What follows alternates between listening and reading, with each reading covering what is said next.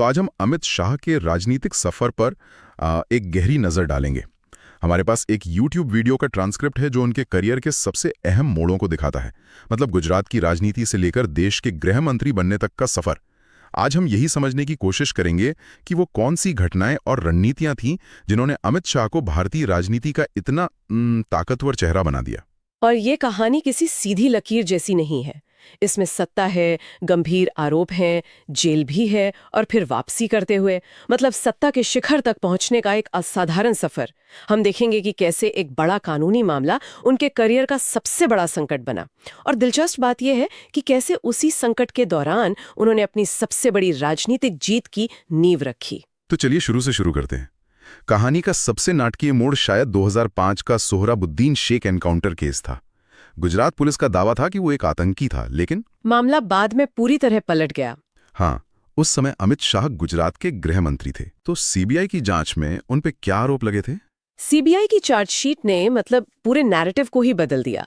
उनका कहना था कि ये एक फर्जी एनकाउंटर था और इसके पीछे सीधे तौर पर अमित शाह का हाथ होने का आरोप लगाया गया। ये किसी भी राज्य के गृह मंत्री के लिए बहुत बड़ा आरोप था। बिल्कुल, और इसी के चलते 25 जुलाई 2010 को उन्हें गिरफ्तार कर लिया गया। सत्ता में रहते हुए गिरफ्तार होना ये उनके राजनीतिक करियर का शायद सबसे निचला पॉइंट था। और गिरफ्तारी के बाद उन्हें जमानत तो मिल गई, लेकिन एक शर्त थी। हाँ, कि उन्हें गुजरात से बाहर रहना होगा। बिल्कुल, 2010 से 2012 तक ज्यादातर नेताओं के लिए तो ये एक तरह का मतलब करियर का अंत होता। उन्होंने इस संकट को अवसर में कैसे बदला? और यहीं पर कहानी का सबसे दिलचस्प मोड़ आता है। जब वो गुजरात से बाहर दिल्ली में थे तो उन्होंने इस समय का इस्तेमाल किया। दिल्ली के गुजरात भवन के एक छोटे से कमरे को उन्होंने अपना वॉर रूम बना लिया। अच्छा। कहते हैं कि वो घंटों तक भारत के नक्शों, अलग अलग राज्यों के वोटिंग पैटर्न और सामाजिक समीकरणों का अध्ययन करते थे।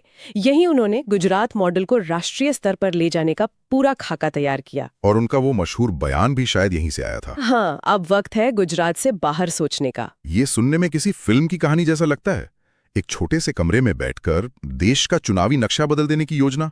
ये तैयारी असल में जमीन पर कैसे उतरी, खासकर 2014 के लोकसभा चुनाव में? हाँ, जब 2014 में नरेंद्र मोदी को प्रधानमंत्री पद का उम्मीदवार घोषित किया गया तो अमित शाह को चुनाव की कमान सौंपी गई, खासतौर पर उत्तर प्रदेश की। और यहाँ उनकी वो कमरे वाली रणनीति काम आई। बिल्कुल, उन्होंने भारत को 543 सीटों वाले एक देश की तरह नहीं, बल्कि 543 अलग अलग शतरंज के बिसात की तरह देखा। इसका मतलब क्या था? मतलब हर सीट के लिए अलग प्लान? हाँ, यही कि जो रणनीति बिहार की जातिगत राजनीति के लिए काम करेगी, वो महाराष्ट्र के शहरी वोटर के लिए नहीं।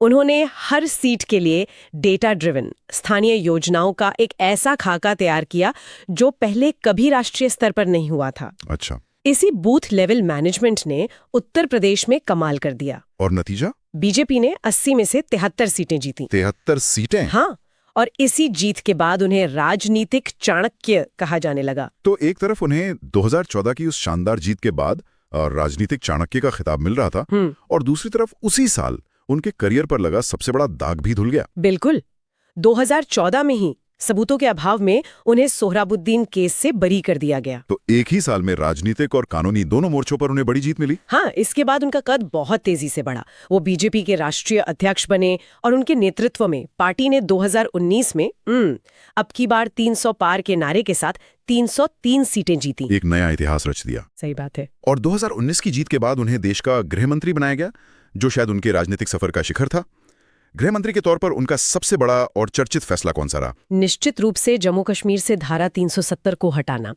30 मई 2019 को शपथ लेने के कुछ ही महीनों के अंदर 5 अगस्त 2019 को उन्होंने संसद में ये प्रस्ताव रखा। ये एक ऐसा कदम था जो पिछले 70 सालों से भारतीय राजनीति का एक बेहद संवेदनशील और विवादास्पद मुद्दा बना हुआ था। और इसे लागू करना उनकी राजनीतिक इच्छा शक्ति का सबसे बड़ा प्रतीक माना गया। बिल्कुल। तो ये सफर गुजरात में एक पार्टी कार्यकर्ता से शुरू होकर गंभीर कानूनी आरोपों और एक तरह के राजनीतिक वनवास से गुजरते हुए देश के दूसरे सबसे ताकतवर पद तक पहुंचने की एक असाधारण कहानी है। हाँ, और ये पूरी कहानी एक जरूरी सवाल छोड़ जाती है जिस पर सोचा जा सकता है। क्या? कि एक व्यक्ति का राजनीतिक सफर परिस्थितियों से कितना बनता है और एक पहले से तैयार की गई लंबी रणनीति से कितना।